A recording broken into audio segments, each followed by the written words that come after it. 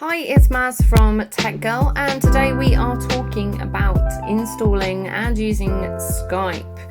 Now, Skype has been around for a very long time, and it's such an amazing bit of software and so useful for the time that we are in right now.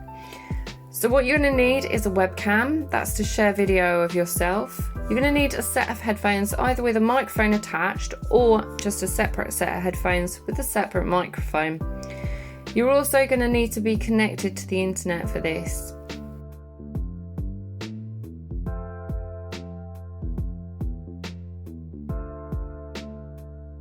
Things to note, most laptops these days do come with a built-in webcam, microphone and speakers.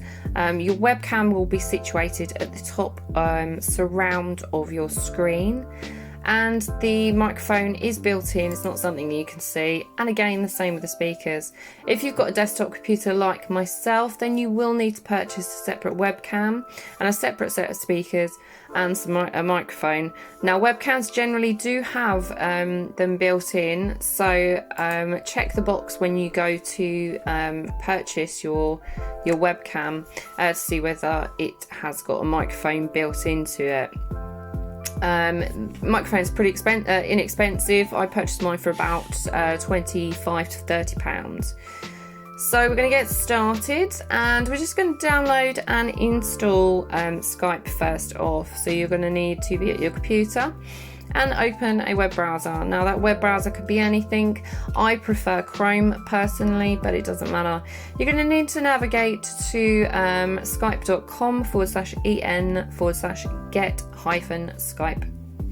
And you'll see this page. Click on the Get Skype for Windows. Now, just locate a good place to put it. I would suggest putting it in your downloads. Leave this file name as it is and click Save. Let that trundle along and download. Obviously, that is subject to your internet connection, and so it might take slightly longer. Once that's done, click on it once and you'll see that it opens up into the install box. Click Install. You're not going to need to put anything else in there at this point. That will just go along and install the application for you, and we'll just wait for that to be done. And once that's done, it will come up with the first window that says let's go. So we're next going to click on the sign in or create. Now, if you have already linked up your email address with Microsoft, it will ask you for your password after you've put in your email address. I'm going to be using one that I haven't linked up just to show you how to do that. So I'm just going to enter in my email address.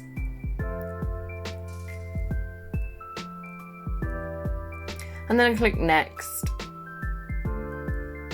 Now, don't be scared of the red writing. It's just, as I said, saying that I don't have it linked up to a Microsoft account.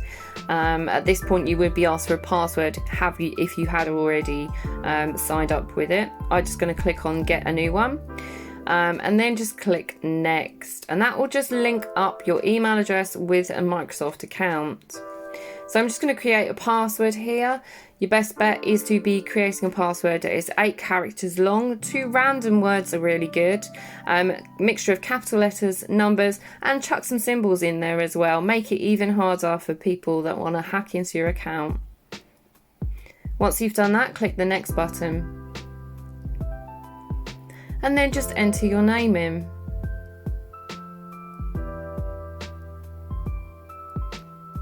And again, click the Next button. Here it's just going to ask you for your location and your date of birth. That's for just verification purposes, and it also helps when if you ever forget your password, it will ask you for your date of birth. So I'm just scrolling through down that long list to try and find my date of birth, and then click Next.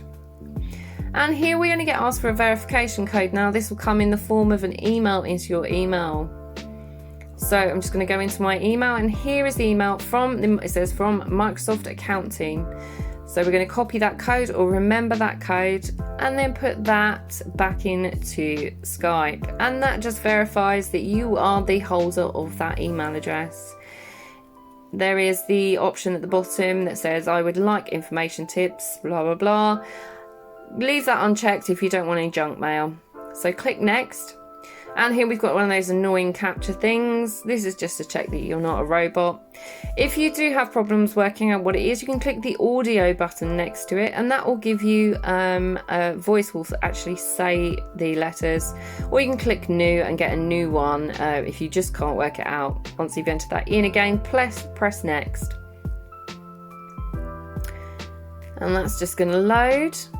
Now here we can choose a profile picture, so you just need to click on the circle, locate your profile picture. I've just put mine on the desktop, and then click open, and then click continue. Here we've got the test audio section. Now this section is really important if you want to be using it, Skype for anything, because it's important obviously that people are going to be able to hear you and you're going to be able to hear them. So there are multiple ways around this. You can use the test audio to hear whether you're getting an output, or use the free test call. Click that, and that will give you the option to record, I think it's your name. Record that, and then it will play it back to you. If you hear something, then you're good to go. If you don't, then there's some issues there with your audio device. You need to make sure that maybe it's not correctly plugged in or working. So here we are at the test video section. You'll see a lovely video of me.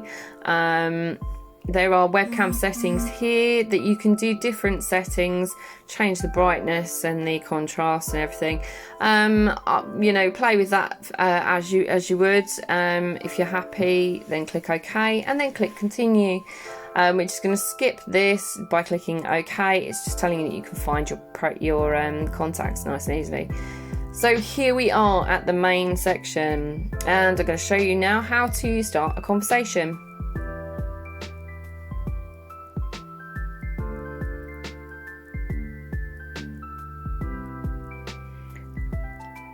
So I'm going to click new chat and then new chat again. Now here you can search for your friends. Now do it by email address, and that means the calls will be free. So you can either type in their email address or their name that they've set it up as. I come up, because I've already talked to myself on this, I've already kind of coming up as Maz Rhodes. But if you want, you can just put in their email address. If they aren't currently using Skype, you can click on the invite friends, and that will give you a link that you can copy or send via email to your friends. I'm obviously just going to find myself and just click on myself there, and there we go. So here we are, this is the main chat screen. So we've got video call option, or add more people option. You see there's a little smiley face giving a little wave there. I'm just going to click on that, and you'll see on the left hand side I have superimposed a picture of my phone, and that is just showing the call coming from the other side. So you see I've just given a wave. I'm going to click on the initiate video call button, and that will just start up the video call screen. You'll see me, and then you'll see in the phone the other picture. So there's two pictures there. Just giving a little wave, and that's as easy as that. Click the red call end call button to end it, and you just ask for it to rate the quality of your call. You don't need to do that. You can click just cancel. There are so many different options. As I said, you can create a new group and add further people into it, just as we did with the original person. I'm going to go ahead and show you how now to use the screen share option via a video call. So we're going to again initiate the video call. I'm going to show the opposite end of that on my phone so that you can see that. And you'll see, there we go, there's my screen on my phone. I've just accepted the call. So I've clicked on the screen share option, and you'll see two screens there. Now I've got two monitors set up on my computer, so that's why I've got two screens. You can share both those screens or one, and obviously share the computer sound. I'm just going to go ahead and share just a specific program, and I'll show you how to do that. Click the down arrow next to share screen, and then share application window. Then you'll get a list of all of your applications that are currently running, and you're going to select the one that you want. I'm just going to click Spotify and then click start sharing. And then I'm just going to follow that by opening up my Spotify program, and you'll see that pop up on my phone screen on the bottom left hand side in a second.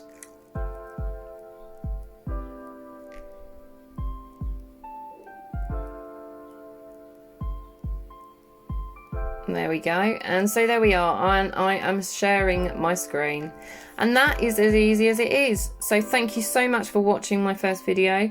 Please like this video, subscribe to my channel, and ring the bell if you want to get notifications of when I upload new videos. I'm hoping to start uploading on a fairly regular basis. If you want to talk to me or discuss anything with me or have any queries, please do check me out on Facebook. It's Tech Girl UK. Happy to answer any questions I can, or guide you through any process. Thanks very much for watching again, and I'll see you on the next video.